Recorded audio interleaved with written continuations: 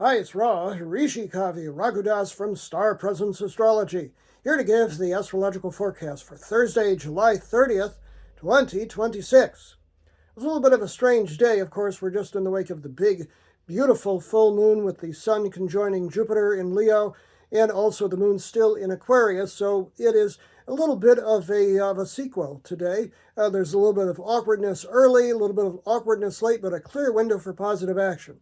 Let me explain. The sun today is at 7 moving to 8 degrees of grand and glorious fire sign Leo. Let's see, do we have any gold here? We got a little bit of gold here for the sun-ruled fire sign of Leo, as we always do when a planet is in Leo.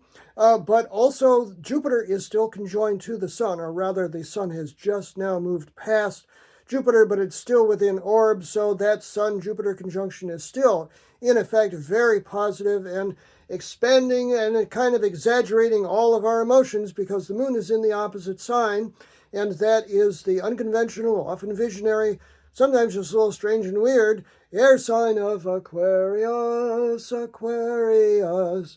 And hence, of course, my tie-dyed shirt. This is the name of a Michigan band that plays 60s rock. So, of course, it's the Journey to Woodstock here. Tie-dyed all the way, let me tell you.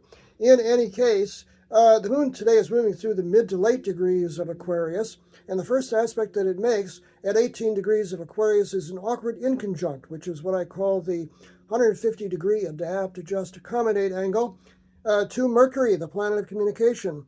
Recently turned direct and now at 18 degrees of Cancer. That occurs at 7:01 a.m. Pacific Daylight Time, 10:01 a.m. Eastern Daylight Time, and 3:01 p.m. Greenwich Mean Time. And the effect of that moon in conjunct Mercury is that communication could be a little tough.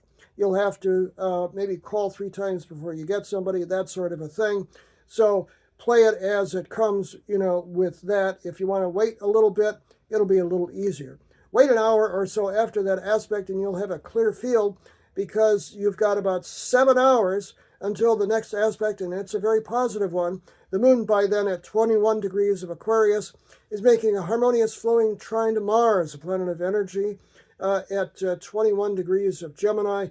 That's very nice. That's a go get 'em, especially mentally and communication-wise kind of energy. 2:27 p.m. Pacific Daylight Time, 5:27 p.m. Eastern Daylight Time, and 10:27 p.m. Greenwich Mean Time. So that window between the inconjunct to Mercury and the trine to Mars, that is primo territory. So go get them with regards to communication today. After that, the moon goes technically void of course, meaning things kind of fall flat. There is another awkward inconjunct, but it's not considered a primary aspect, so the moon is still technically void of course. Meaning it's not making another aspect until it moves into the next sign, which in this case is Virgo early tomorrow. But the moon at 23 degrees of Aquarius inconjuncts Venus, a planet of love and affection and general harmony in life, at 23 degrees of Virgo at 3:41 p.m. Pacific Daylight Time, 6:41 p.m. Eastern Daylight Time, and 11:41 p.m. Greenwich Mean Time. So not a great time for socializing, watch your money, this kind of a thing. So awkward early, awkward late, but in between it's a primo sort of a day, and the moon is still in Aquarius, so it is still a UBU kind of a day today. So the effect of the full moon is still in effect today, and the sun is still conjoined to Jupiter, which is extremely positive. So go get them today. I'm Ra, Rishi Kavi Raghudas from Star Presence Astrology.